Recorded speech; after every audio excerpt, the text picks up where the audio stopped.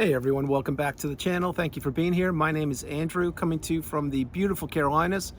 Today's topic is going to be when the mask doesn't fit any longer. Think about that for a minute. Everyone, if you like the content, please like, subscribe, and share. So the mask I'm referring to is the mask that the narcissist usually wears to manipulate people. The narcissist is usually one person to the general public and another person behind closed doors. And it is many times where most of the abuse and the manipulation and the gaslighting, stonewalling, silent treatment, rage fits, most of these things are experienced in the four walls of where you were living with the narcissist. Now, the mask is something that you fell for when you entered that relationship, most likely, because the narcissist approached you or you approached them and you two got to know each other rather well. Perhaps you struck up a friendship or a business relationship or romantic relationship. But what happened there is the narcissist was wearing a mask to manipulate you. They were trying to get as close to you as possible. They were trying to figure out what makes you you. And back then when you met the narcissist, you probably were a people pleaser, a yes person, maybe an empath. You probably didn't have boundaries. You did not know your self-worth, and you did not actually even know who you were back then, probably. You thought that most people thought the way you thought and had your best interest at heart, and they were like-minded, kind, loving individuals. You thought that a villain or a bad person was somebody in a movie or on a TV show. You didn't really understand that these people are everywhere and they are on the planet walking around just like you are. So the narcissist is somebody who manipulates. They get under the radar of people who don't have the wisdom, of people who don't know what's going on, of people who weren't taught about narcissism 101. They weren't prepared for the relationship they were about to enter. And I was one of these people, and I'm sure that you were too. Drop comments below if this resonates with you. The thing is back then you didn't know what you know now. Back then you didn't know that there really were people who were envious of you, who were jealous of you. There were people who saw what you could do and they got as close to you as possible. Maybe even you married the person, and they started to insidiously extract all of your resources from you. Now, I mention that frequently on the videos because I need to reinforce to the audience that that's what the narcissist does. They fly under the radar. They insidiously entrench themselves in your life. And when they do this, you are hoodwinked, you're trapped, you're tricked. You are most likely caught up in a place called the trauma bond, and you are existing in the narcissistic fog. That is a place that is not a pleasurable place to be existing. Now, keep in mind, the narcissistic abusive cycle, it is love bomb / euphoric stage. That's when everything's puppies and rainbows and unicorns and butterflies. Then once the narcissist has you where they want you, in other words, once you profess that you love them or married them or had children with them or went into business or loaned them money, whatever you did, that's when devaluation began. And that stage was the longest part of the relationship. After that, you most likely were discarded, or you ended it yourself. If you're an incredibly strong person, you broke free from the narcissist. And then at times there's a thing called the Hoover. What the Hoover is, it's when the narcissist is low on supply, or you cross their mind for a period of time and they're trying to draw you back into the relationship because they didn't finish you off. Do not accept a Hoover. If you accept a Hoover, it will not ever benefit you. It is just letting the narcissist know that you haven't healed. Maybe you didn't find that needle in a haystack as to who they are yet, and you certainly have not processed all of that former relationship. Now again, not each and every one of us has the wisdom. Not all of us find the needle in the haystack. You are a fortunate one because you're in the community and you're paying it forward when your cup is full and you're applying the tools that are provided for you on the channel and in the community. This is what you must do. Eventually, the path is to go no contact, block these people, remove them, delete them and all flying monkeys and people associated with them. If not now, when? If you can't do that right now, if you're still tethered to the narcissist, maybe you share children with them, or maybe you are trying to divorce them, or you still live under the same roof and you went from romance to roommate, well, have an exit plan, develop one, but utilize gray rock, become dull and boring if possible. But when the mask no longer fits, doesn't fit any longer, this is when you get the wisdom and you understand that the relationship you were a part of, what happened there is you were fighting for the relationship, working for the relationship. You were building the narcissist up. You were their errand person, the person who paid their bills, who provided a roof over their head, maybe even raised the kids. You're the one that was giving to a fault. You were the glue of the family. So many people I work with during one-on-one sessions, they are just that. They're the glue that kept the family together. And they know that, and they knew it then and they know it now. And that's a very challenging place to be when you are the empath. You're the only empathetic person in the family, or one of a few. Maybe you have two if you're fortunate, but if you're the person that's always doing everything for the family and you married the narcissist, that is a very challenging place to be, because you're always getting the gas pedal pressed on abuse, and you're receiving abuse left, right, and center, and you're trying to raise the kids or pay the bills or do your job or stay healthy. But it's very difficult to do that when one person's trying to tear you down. So as the thumbnail mentions, when the mask no longer fits, it doesn't fit any longer. This is for the narcissist, because eventually each and every narcissistic relationship will implode. Every single one of them. It's just a matter of time. And the narcissist knows this. Does the narcissist know what they're doing about their poor behavior? Can they change it? They know exactly what they're doing. They know when to lay on the gas and when to lay it off a little bit. They know when to give you a little fake love bomb / euphoric stage, and then they know when to pepper you with abuse. This is what they do, but it's not just you. This is what they do to virtually everybody. Not everybody, but virtually everybody. But when you finally get the message and you understand that this person was manipulating you for 5, 10, 20, 30, 50 years, a lifetime, that's when the mask no longer fits for the narcissist with you, because you are not playing the games any longer. You are not giving them supply. You are not answering their phone calls. You are not reading their emails. You are not listening to them pepper you with words that they're a victim, they're not doing so well, and just loan them money or just be there for them or just fly out and visit them for a couple days. Or this is what the narcissist wants. They need people around them. Now, the people they need around them, those are the people that most times are the people who are giving to a fault, and they are tethered to the narcissist. At times, once you get the wisdom, then you understand, wait a minute, I can't be around this person. I'm putting my life on hold, and all I'm doing is experiencing their rage fits and their toxic abuse. That's when you understand the mask no longer works with you. The mask will work with people who are still entrenched in the narcissistic fog, or who are reliant upon the narcissist, or people that haven't gotten the wisdom, but that is not you. You're getting the understanding, you're getting the education, you're becoming awakened and aware, educated and empowered, and you understand that you are the priority. You come first, second, and third. It's not the narcissist.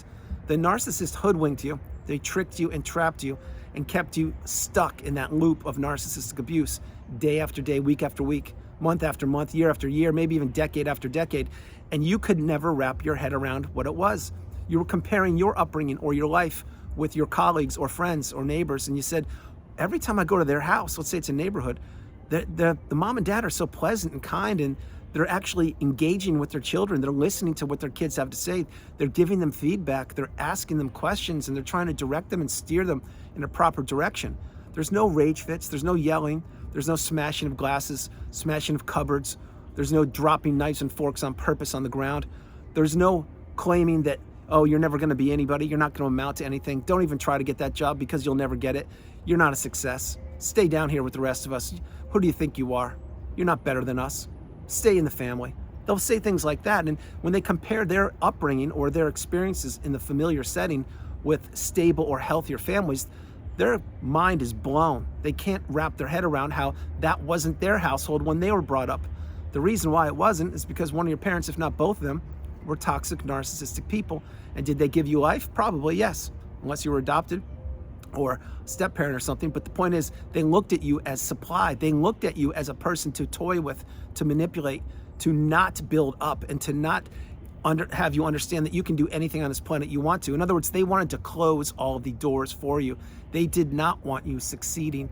They did not want you to break free. They did not want you to reach the abundance. They did not want you to find out who you were. They did not want you to figure out who they were.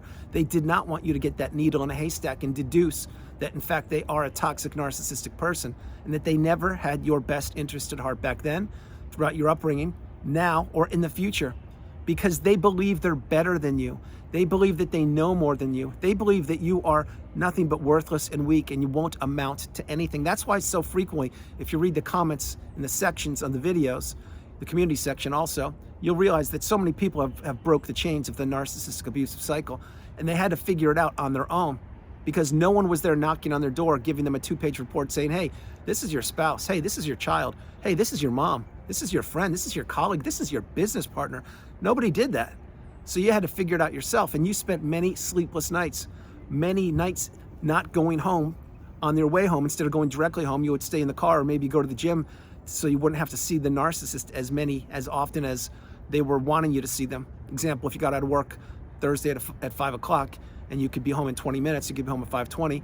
Why would you do that if you knew the narcissist was there waiting for you to pepper you with abuse? You could go to the gym for 2 hours and go home at 7. I hear this frequently because people need to conserve their energy and they need time alone and apart from the narcissist, specifically when they're in the relationship, because A, the mask is too cumbersome, B, they're being peppered, C, they're being gaslit, stonewalled, given the silent treatment, rage fits left, right, and center, they're being triangulated, they're being told that they'll never amount to anything, etc. And this is death by 1,000 paper cuts when you're in the relationship and you don't know what you're up against and you only have one place to go to, which is your house. And this is exactly what the narcissist knows. This is why so frequently people that are in the narcissistic relationship, let's say it's the two of them in their own house, whether they're married, boyfriend, girlfriend, brother, sister, mom, dad, whoever it is, if there are two of them in there, and then the one person is the narcissist, the other person is a beautiful, bright, shining light. Well, the person that is the beautiful, bright, shining light, when they figure out what they're up against and they change their attitude or they change the way their mannerisms are, the narcissist can sense this. They have a sixth sense.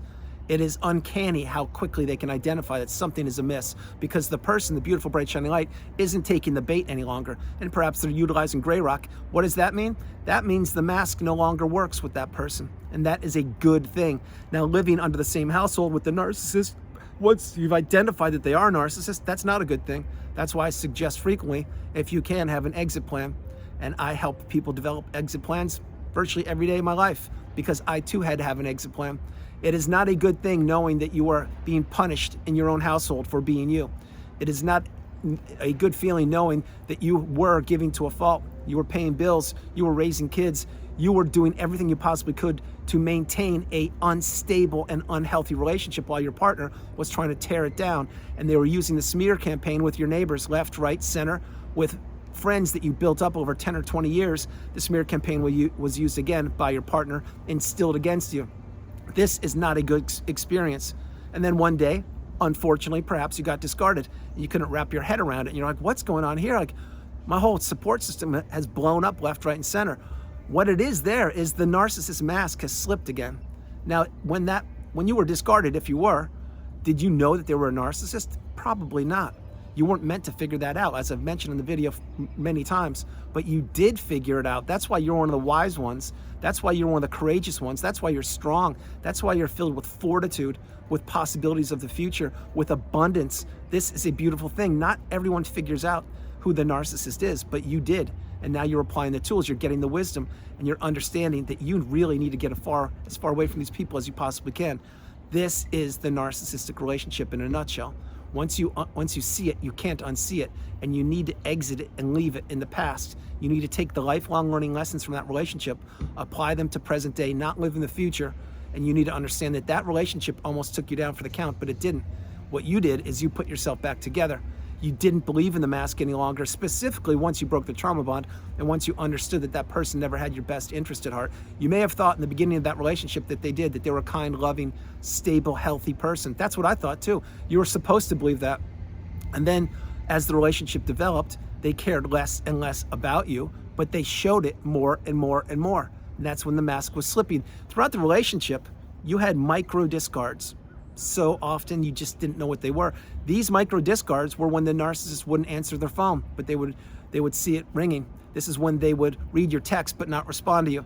This is when they would say they would come home at 5 o'clock on a Tuesday. They'd be home at 10 o'clock because they were out getting your replacement or supply, or wherever they were. We don't know, but the point being is they weren't keeping their word. These are micro discards that are littered all throughout the relationship.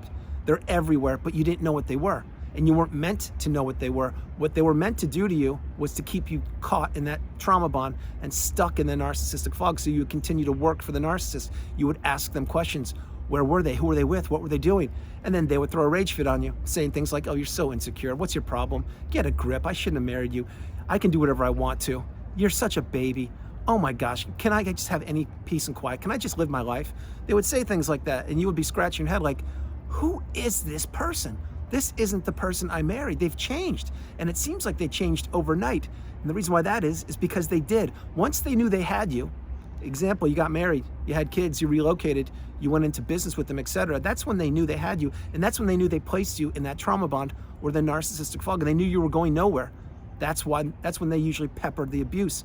more and more and more. And as your supply source was getting weaker and weaker, they were topping up, filling up their tank with other sources of supply in your city, in your town, on smartphones, on social media, at work, in cars, in planes, in trains, at seminars, with their own kids. They're getting supply left, right, and center. But your resources were becoming decimated. Your health was taking a hit.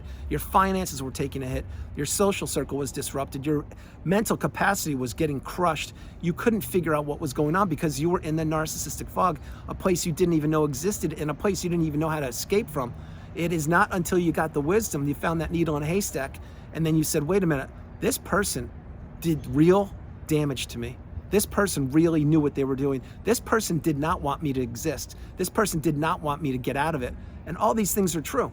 This is the cycle. It goes around and around and around. And the only constant in the narcissistic abusive cycle is the narcissist themselves. Then these people get worse over time.